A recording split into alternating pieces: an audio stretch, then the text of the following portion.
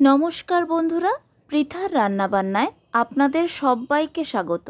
আজ আমি বানাবো বাসন্তী পোলাও।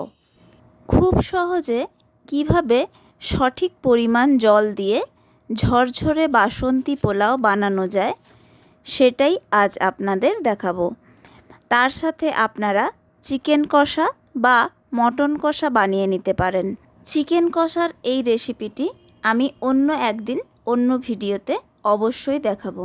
চলুন দেখে নেওয়া যাক আমি কিভাবে বাসন্তী পোলাও বানাই।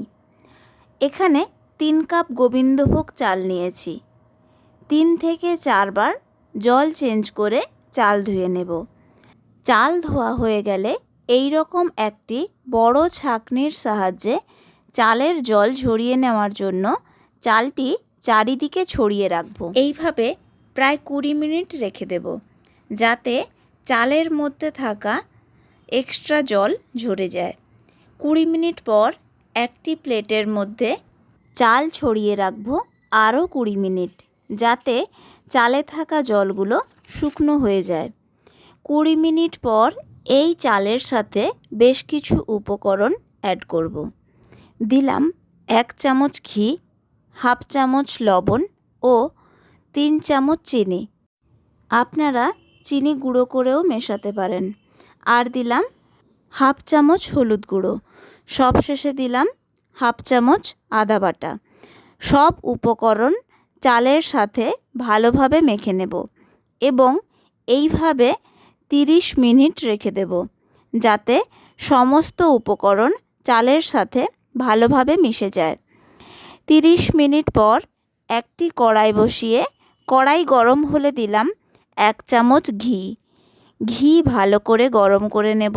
এবার দেব একটি তেজপাতা ও গোটা গরম মশলা। 10 থেকে 12 সেকেন্ড পর দেব 15 থেকে 20টি ভাঙা কাজু। 1 মিনিট ওভেন লোতে রেখে কাজুগুলো ভেজে নেব। 10 থেকে 20টি কিশমিশও দিয়ে দিলাম। এটি কাজুর সাথে 40 থেকে 50 সেকেন্ড ভেজে নেব। সবশেষে দিয়ে দেব গোবিন্দভোগ চাল।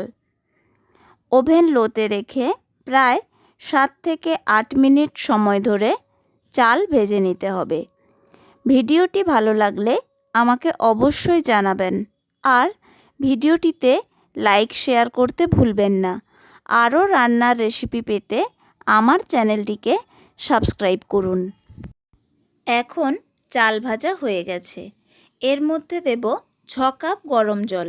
আপনাদের কাছে মেজারমেন্ট কাপ না থাকলে বাড়িতে থাকা কাপ দিয়েই মেজারমেন্টটি করে নেবেন। আমি এখানে 3 কাপ চালের জন্য 6 কাপ জল ব্যবহার করলাম। অবশ্যই গরম জল নিতে হবে। যতখানি চাল নেবেন তার দ্বিগুণ পরিমাণ গরম জল ব্যবহার করতে হবে। অর্থাৎ যদি 2 কাপ চালের বাসন্তী পোলাও বানাতে চান তাহলে 4 কাপ গরম জল ব্যবহার করতে হবে এবং গ্যাসের ওভেন লোতে রেখে ঢাকনা দিয়ে রান্না করে নিতে হবে। ঢাকনাতে ছিদ্র থাকলে ছিদ্রটি কাগজ দিয়ে বন্ধ করে নেবেন। 7 থেকে 8 মিনিট পর ঢাকনা খুলে দেখে নেব। এখন জল অনেকটাই কমে গেছে, কিন্তু এখনও জল আছে এবং চালও পুরোপুরি সেদ্ধ হয়নি। আরও 5 মিনিটের জন্য ঢাকনা দিয়ে দেব। 5 মিনিট পর ঢাকনা খুলে দেব কাঁচা লঙ্কা। পুরো রান্নাটাই গ্যাসের ওভেন লোতে রেখে বানাতে হবে। এখনও পোলাওতে খুব সামান্য পরিমাণ জল আছে। 1 থেকে 1.5 মিনিট পর এই জলটি পুরোপুরি শুকিয়ে যাবে।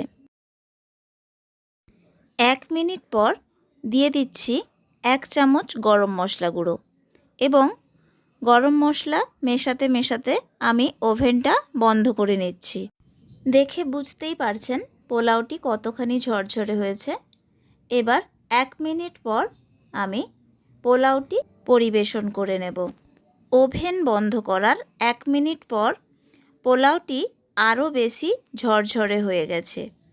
এইভাবে বাড়িতে যদি বাসন্তী পোলাও না বানিয়ে থাকেন তবে অবশ্যই একবার এইভাবে বাসন্তী পোলাও বানাবেন।